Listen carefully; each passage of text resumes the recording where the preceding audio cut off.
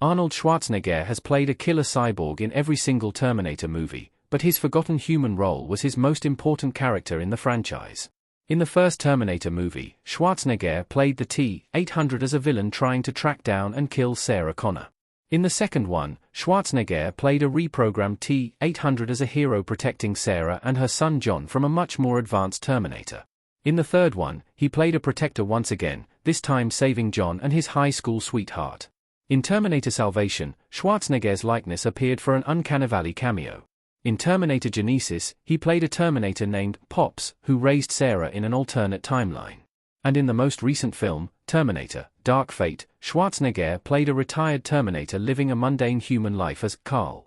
He's been so integral to the franchise's success that every attempt to replace Schwarzenegger as Terminator's star has been futile. But Schwarzenegger's most important role in the Terminator franchise wasn't a Terminator at all. Arnold Schwarzenegger played Sergeant William Candy, the human model for the Terminators. Terminator 3's DVD bonus features explain why the Terminators look like Schwarzenegger. Arnold Schwarzenegger as William Candy in Terminator 3.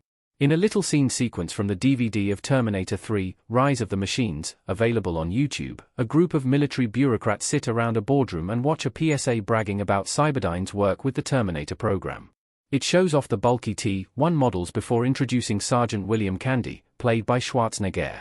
Candy is the human model for the initial humanoid Terminator models.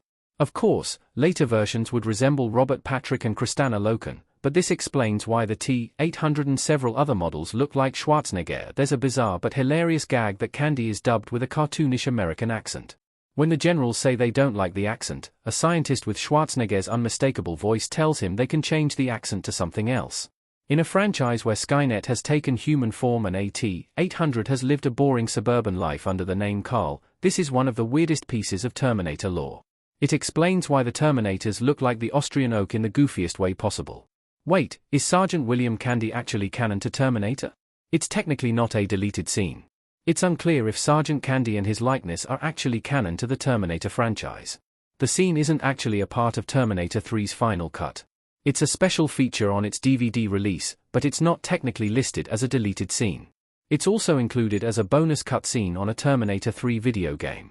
It's pretty much just a gag, so whether you want to see it as canon for the Terminator franchise is up to you. Frankly, the reason why the Terminators look like Schwarzenegger doesn't really need a solid explanation. They had to look like someone.